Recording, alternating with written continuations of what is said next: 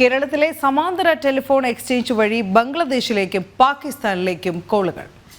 കേരളത്തിൽ നിന്നുള്ള കോളുകളിലാണ് ഇത്തരം ദുരൂഹത ഇപ്പോൾ റിപ്പോർട്ട് ചെയ്യപ്പെട്ടിരിക്കുന്നത്. ഫോൺ വിളികൾക്ക് പിന്നിൽ ചാരപ്രവർത്തനവും ഭീകരവാദവും എന്ന സൂചന കൂടി പുറത്തുവരുന്നു. ദുരൂഹ കോളുകൾ വിളിച്ചതിൽ ബംഗ്ലാദേശികളും ഉൾപ്പെടുന്നതായാണ് വിവരം. ജിജീഷ് കരുണാകരൻ കൂടുതൽ വിവരങ്ങളുമായി ചേരുന്നു. ജിജീഷ്, കൂടുതൽ വിവരങ്ങൾ പുറത്തേക്ക് വരികയാണ് സമാന്തര ടെലിഫോൺ എക്സ്ചേഞ്ചുകളുമായി ബന്ധപ്പെട്ട്.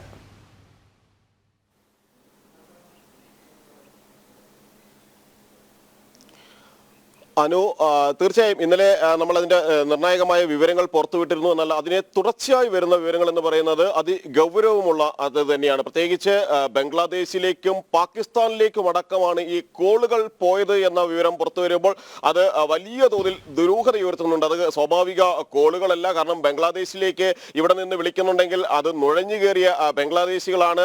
അത്തരത്തിലുള്ള കോളുകൾ നുഴഞ്ഞു കയറിയ ബംഗ്ലാദേശികളാണ് പല കോളുകളും വിളിച്ചത് എന്നൊരു കണ്ടെത്തൽ ഉണ്ടായിട്ടുണ്ട്. ഒപ്പം തന്നെയാണ് പാകിസ്ഥാനിലേക്കും കോളുകൾ പോയിട്ടുണ്ട് എന്ന വിവരം. സ്വാഭാവികമായും പാകിസ്ഥാനിലേക്ക് ഇത്തരത്തിലുള്ള കോളുകൾ പോകണമെങ്കിൽ ഈ സമാന്തര ടെലിഫോൺ എക്സ്ചേഞ്ചുകൾക്ക് ആവശ്യമായ സഹായങ്ങൾ അല്ലെങ്കിൽ സമാന്തര ടെലിഫോൺ എക്സ്ചേഞ്ചുകൾ ഭാരതത്തിൽ പ്രവർത്തിപ്പിക്കുന്നതിന് വേണ്ടിയുള്ള കാര്യങ്ങൾ നടത്തിയത് പോലും പാകിസ്ഥാന്റെ ചാരസംഘടന ISI ആണ്. ചാരസംഘടനയുടെ ഏറ്റവും പ്രധാനപ്പെട്ട ഒരു നീക്കം, രാജ്യത്തിനകത്ത് വെച്ചുള്ള ഒരു നീക്കം എന്ന് പറയുന്നത് തന്നെ ഇത്തരത്തിൽ ഇവിടെ നടക്കുന്ന കാര്യങ്ങളെക്കുറിച്ച് രാജ്യത്തിന്റെ തന്ത്രപ്രധാനമായ നിരവധി കേന്ദ്രങ്ങൾ അത് കേരളത്തിലുമുണ്ട്.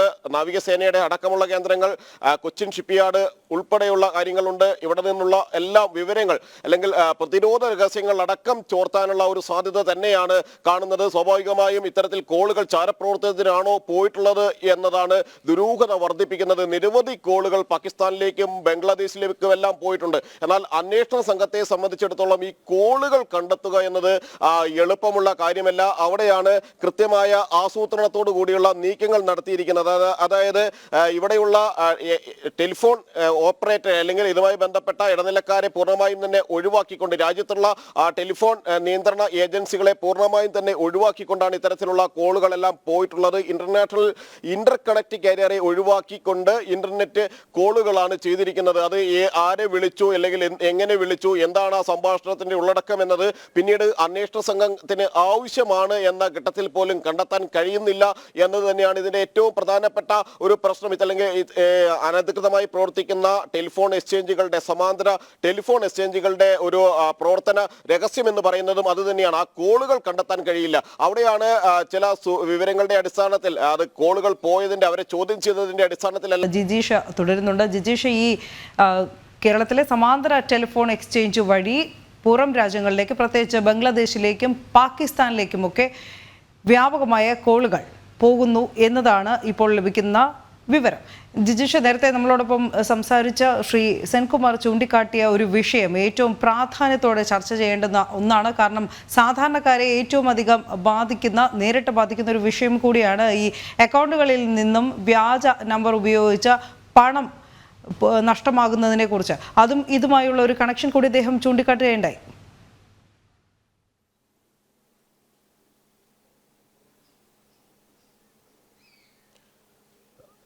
അനു, അദ്ദേഹം സൂചിപ്പിച്ചതുപോലെ അതായത് ഭീകരവാദ പ്രവർത്തനം, ചാരപ്രവർത്തനം എന്നിവയ്ക്ക് മാത്രമല്ല, കാരണം നേരത്തെ തന്നെ ഇതിന്റെ ഹവാല ഇടപാടുകളുടെ വിവരങ്ങൾ അന്വേഷണ സംഘത്തിന് ലഭിച്ചിരുന്നു. വലിയ തോതിലുള്ള ഹവാല ഇടപാടുകൾ ഇത്തരത്തിലുള്ള ടെലിഫോൺ എക്സ്ചേഞ്ചുകൾ വഴി, സമാന്തര ടെലിഫോൺ എക്സ്ചേഞ്ചുകൾ വഴി നടന്നതായും കണ്ടെത്തിയിരുന്നു. 10 കോടി രൂപയുടെ ഒരു ഇടപാട് മാത്രം കോഴിക്കോട് പിടിയിലായ സമാന്തര ടെലിഫോൺ എക്സ്ചേഞ്ചിൽ നിന്ന് വ്യക്തമാവുകയും ചെയ്തു. അങ്ങനെ സാമ്പത്തിക ഇടപാട്, ഈ പണം എങ്ങനെ പോകുന്നു, ആരിൽ നിന്നെല്ലാം വരുന്നു എന്നത് ദുരൂഹതയാണ്. കാരണം കേരളത്തെ സംബന്ധിച്ചിടത്തോളം ഭീകരവാദ പ്രവർത്തനത്തിന്റെ വിദേശങ്ങളിൽ നിന്ന് വലിയ തോതിൽ ഫണ്ട് വരുന്നു എന്നതിന്റെ വിവരങ്ങൾ ദേശീയ അന്വേഷണ ഏജൻസി തന്നെ നേരത്തെ കണ്ടെത്തിയിട്ടുണ്ട്.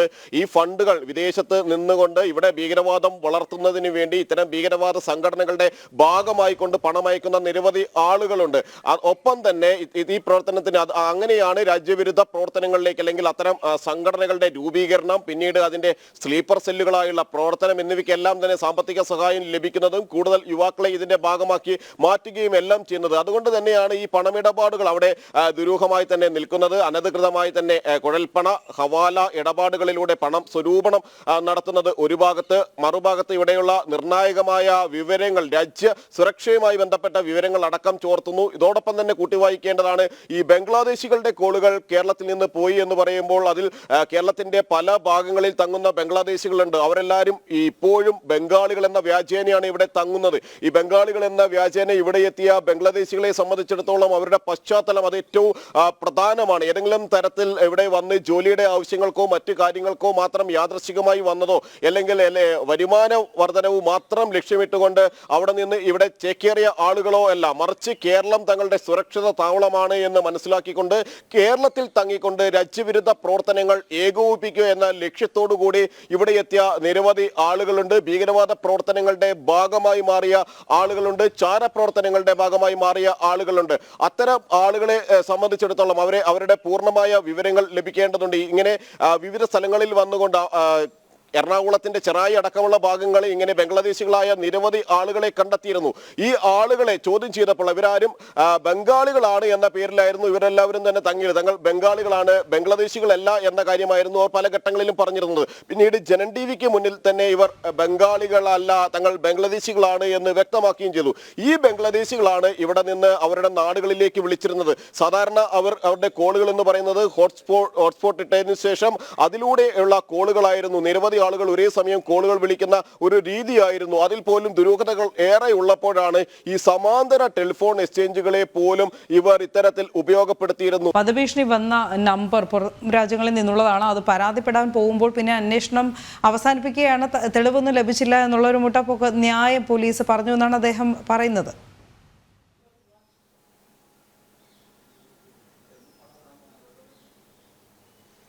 അനു, തീർച്ചയായും അദ്ദേഹം പറഞ്ഞൊരു കാര്യം, സൂചിപ്പിച്ചൊരു കാര്യത്തിൽ നിന്ന് വ്യക്തമാകുന്നത് അദ്ദേഹം പറഞ്ഞതുപോലെ കേരളത്തിൽ വളർന്നു വരുന്ന ഭീകരവാദ പ്രവർത്തനങ്ങളുടെ വേരുകൾ, അതിൻ്റെ ഒരു ആഴം ആണ് വ്യക്തമാക്കുന്നത്. മൗലികവാദം, മതഭീകരവാദം കൂടുതൽ ശക്തിയാർജിക്കുന്നു. അതിനെ പാലൂട്ടി വളർത്തുന്ന നീക്കങ്ങൾ പല കേന്ദ്രങ്ങളിൽ നിന്ന് ഉണ്ടാകുന്നു. അതേ സാഹചര്യത്തിലാണ് സംസ്ഥാനത്ത് അങ്ങോളം ഇങ്ങോളം തന്നെ ഒന്ന് മതഭീകരവാദ പ്രവർത്തനം വർദ്ധിക്കുന്നതിനോടൊപ്പം തന്നെ രാജ്യവിരുദ്ധ പ്രവർത്തനങ്ങളിലേക്ക് കൂടി വിവിധ ഗ്രൂപ്പുകൾ കടക്കുന്നു. അതിനുവേണ്ടി പ്രത്യേക സ്ലീപ്പർ സെല്ലുകളായി തന്നെ പ്രവർത്തിക്കുന്നു. അങ്ങനെയാണ് മലയാളി IS ഗ്രൂപ്പുകൾ തന്നെ ഉണ്ടാകുന്നതും ദേശീയ അന്വേഷണ ഏജൻസിയുടെ അന്വേഷണത്തിൽ അതുമായി ബന്ധപ്പെട്ട് 4 ആളുകൾ അറസ്റ്റിലാകുന്ന സാഹചര്യവും എല്ലാം ഉണ്ടായത്. ഇത് പിടിക്കപ്പെട്ട സംഭവങ്ങളുടെ മാത്രം കണക്കുകളാണ്. മാത്രമല്ല ഇവരെല്ലാവരും നിരവധി സ്ഫോടനങ്ങൾക്ക് ആസൂത്രണം ചെയ്തിരുന്നു. രാജ്യത്തിന്റെ പല പ്രധാനപ്പെട്ട കേന്ദ്രങ്ങളിലും സ്ഫോടനങ്ങൾ നടത്താനായിരുന്നു ഈ പദ്ധതി ഇട്ടിരുന്നത്. ഈ IS കേരള ഗ്രൂപ്പുകൾ തന്നെ പദ്ധതി ഇട്ടിരുന്നത് അത്തരം ഗ്രൂപ്പുകളുടെ ഭാഗമായ ആളുകളിൽ നിന്നാണ്. അവിടെയും അദ്ദേഹത്തെ ഫോൺ കോൾ ചെയ്ത് ഭീഷണിപ്പെടുത്തിയ ആളുടെ വിവരങ്ങൾ ലഭ്യമല്ല. അത്തരം കോളുകൾ കണ്ടുപിടിക്കുക എളുപ്പമല്ല. അതുതന്നെയാണ് ഈ സമാന്തര ടെലിഫോൺ എക്സ്ചേഞ്ചുകളിലൂടെ തന്നെ ചെയ്യുന്നത്. ഈ ചാരപ്രവർത്തനമാണെങ്കിലും ഭീകരവാദ പ്രവർത്തനമാണെങ്കിലും രാജ്യവിരുദ്ധ പ്രവർത്തനമാണെങ്കിലും ഒപ്പം തന്നെ ദേശീയതയ്ക്കൊപ്പം നിൽക്കുന്ന ആളുകളെ അവരെ ഭീഷണിപ്പെടുത്തി വരുതിയിലാക്കാനും അവരെ ഭീഷണിപ്പെടുത്തി പിന്മാറ്റാനുമുള്ള ശ്രമങ്ങളാണെങ്കിലും എല്ലാം തന്നെ നടത്തുന്നതിന് ഉപയോഗപ്പെടുത്തുന്നത് ഇത്തരത്തിലുള്ള സമാന്തര ടെലിഫോൺ എക്സ്ചേഞ്ചുകളെയാണ്. ഇത്തരത്തിലുള്ള സമാന്തര ടെലിഫോൺ എക്സ്ചേഞ്ചുകളെ ഉപയോഗപ്പെടുത്തിക്കൊണ്ടാണ് ഈ നീക്കങ്ങളെല്ലാം നടക്കുന്നത്. അതുകൊണ്ട് തന്നെയാണ് ഇതുമായി ബന്ധപ്പെട്ട വിശദമായ NIA അന്വേഷണം, ഒരുപക്ഷെ ഈ അന്വേഷണത്തിലേക്ക് ദേശീയ അന്വേഷണ ഏജൻസിക്ക് അന്വേഷണം കൈമാറുന്നത് പോലും വൈകിയ വേളയിലാണ്. ഇതുമായി ബന്ധപ്പെട്ട നിരവധി സംഭവങ്ങൾ ഉണ്ടായിട്ടുണ്ട്. 2020 മുതൽ 2024 വരെ എടുത്ത കേസുകൾ മാത്രമാണ് 20 എണ്ണം എന്ന് പറയുന്നത്. ഈ കേസുകളാണ് ഇപ്പോൾ കൈമാറിയിട്ടുള്ളത്. എന്നാൽ ഇതിനു മുമ്പ് തന്നെ, അതായത് മൊബൈൽ ഫോണുകൾ അടക്കം കൂടുതൽ പ്രചാരത്തിൽ വരുന്നതിന് മുമ്പ്, സമൂഹ മാധ്യമങ്ങൾ കൂടുതൽ പ്രചാരത്തിൽ വരുന്നതിന് മുമ്പ് സമാന്തര ടെലിഫോൺ എക്സ്ചേഞ്ചുകളുടെ ഉപയോഗം അത് കൂടുതലായി നടന്നിരുന്നു. ആ കോളുകളിലടക്കം അന്ന് മുതൽ ഇത്തരത്തിലുള്ള പ്രവർത്തനങ്ങൾക്ക്, രാജ്യവിരുദ്ധ പ്രവർത്തനങ്ങൾക്ക് ഈ സമാന്തര ടെലിഫോൺ എക്സ്ചേഞ്ചുകളെ ഉപയോഗപ്പെടുത്തി എന്ന വിവരം തന്നെയാണ് ലഭിക്കുന്നത്. കണ്ടെത്തിയ എണ്ണം മാത്രമാണ്, അല്ലെങ്കിൽ കണ്ടെത്തിയ സമാന്തര ടെലിഫോൺ എക്സ്ചേഞ്ചുകളുടെ എണ്ണം മാത്രമാണ് ഇപ്പോൾ പുറത്തു വന്നിട്ടുള്ള 20 എണ്ണം എന്ന് പറയുന്നത്. വ്യാജ സിം കാർഡുകൾ വ്യാപകമായി ഉപയോഗിച്ചാണല്ലോ ഇവരുടെ പ്രവർത്തനം എന്ന് പറയുന്നത്. അങ്ങനെയാണെങ്കിൽ ഈ വ്യാജ സിം എടുക്കുന്നതും അത് ഉപയോഗിക്കുന്നതിനും ഒക്കെ കർശനമായി നേരിടാൻ നമുക്ക് സംസ്ഥാനത്തിനകത്ത് അല്ലെങ്കിൽ ഒരു രാജ്യത്തിനകത്തൊക്കെ നടക്കുമല്ലോ. അത് എന്തുകൊണ്ട് സംസ്ഥാനം നടപ്പിലാക്കിയില്ല എന്നുള്ളൊരു ചോദ്യം കൂടി വരുന്നില്ലേ?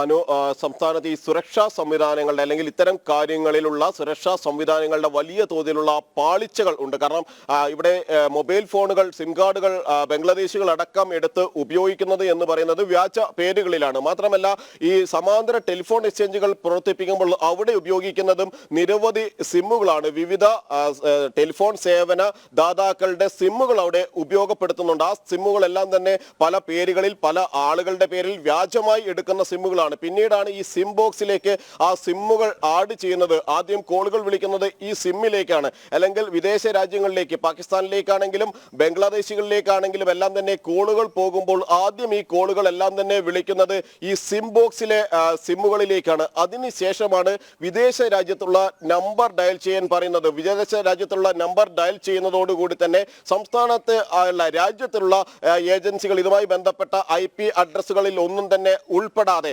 അവരുടെ ഒന്നും നിരീക്ഷണങ്ങൾക്ക് അപ്പുറമായി ഈ കോളുകൾ പ്രധാനമായും ഇന്റർനെറ്റ് കോളുകളായി വിദേശത്തേക്ക് കണക്ട് ചെയ്യപ്പെടുന്നു. സ്വാഭാവികമായും അത്തരം കാര്യങ്ങൾക്ക് വേണ്ടിയാണ് ഈ വ്യാജമായുള്ള സിം കാർഡുകൾ ഉപയോഗിക്കുന്നത്. വ്യാജ സിം കാർഡുകൾ ഇത്തരത്തിൽ നിരവധി കേന്ദ്രങ്ങളിൽ എടുത്തിട്ടുണ്ട്. അത് ഉപയോഗപ്പെടുത്തിയ ആളുകളുടെ വിവരങ്ങൾ നേരത്തെ അത്തരം അന്വേഷണങ്ങൾ വിശദമായി തന്നെ നടക്കുകയും ചെയ്തിരുന്നു.